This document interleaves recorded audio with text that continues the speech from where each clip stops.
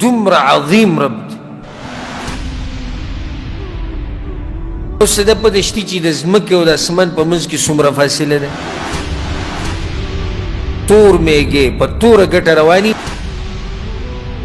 الله دا میږی ویني او د قدمونو اواز یې اوري. د دې رب سره چې ته شریک پیدا نه کړې. ګورې هل أتى على الإنسان حين من الدهر لم يكن شيئا مذكورا. عبد الله بن مسعود وي بين السماء الدنيا والتي تليها 500 عام. د دنیا د اسمان او په دې پسې چې کوم اسمان دی په منځ کې څومره مسافه ده؟ 500 کالو. وبين كل سماء وسماء 500 عام. او بیا د هر اسمان نه د بل اسمان پورې څو کاله دي؟ 500 کاله دي. وبين السماء السابعة والكرسي 500 عام. او د وم اسمان د کرسی پورې څو کاله دي؟ 500. وبين الكرسي والماء 500 عام. او بیا بر اوبدي د اوبو د کرسی په منځ کې 500 کاله مسافه ده. والعرش فوق الماء. او د الله عرش په اوبو له پاسه دی. والله فوق العرش. او الله په دې عرش د پاسه دی. او دا واوره لا يخفى عليه شيء من اعمالكم. او بیا مستاسو یو عمل پم پټ نه دی. دا هر اسمان نه بل اسمان ته 500 کاله.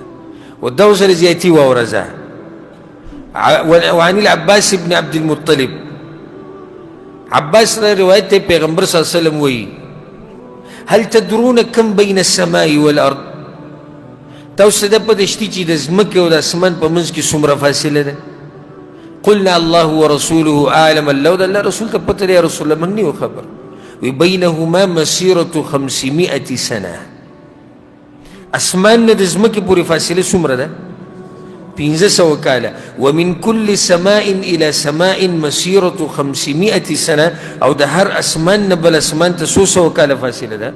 500 زیاتی خبره پکې ده. د په تیر شوي روایت کې نو وکثف كل سماء مسيرة 500 سنة. او د هر اسمان پیړواله 500 کاله ده. وبين السماء السابعة والعرش بحر. او د عرش او د دې وم اسمان په منځ کې اوبدي یو دریاب دی. بين اسفله واعلاه كما بين السماء والارض. بیا د دې اوبو د لاندې نواله د بر سره پورې 500 کاله فاصله ده. والله تعالى فوق ذلك. باقي له پاسه عرش ته او په عرش د پاسه الله دی. او عجيبه وليس يخفى عليه شيء من اعمال بني ادم. خود ادم د بچو یو عملون په الله پټ نه دی. دې رب قدر الله وی نه دی شی. وما قدر الله حق قدره. لا حدیث قدر ونه کړی شو لکه څنګه چې پکارو. دا حدیث امام ابو داود رحم الله راوړی دی، امام احمد بن حنبل، امام ترمذی او په نورو کتابونو کې هم دی. دومره لوی رب دی، دومره عظیم رب دی. په عرش د پاسه دی او د هغه ځینې یو حدیث کې راځي. ګوره دا څومره فاصله ده. ګوره د ځمکې نه اسمانه پورې 500 کاله. هر اسمان نه بل اسمانه پورې 500 کاله. د هر اسمان پیړواله 500 کاله. بیا په وم اسمان د پاسه اوبه دي. اوبو د لاندې نه د بر سره پورې 500 کاله. هغې د پاسه کرسی، په کرسی د پاسه عرش، په عرش د پاسه الله.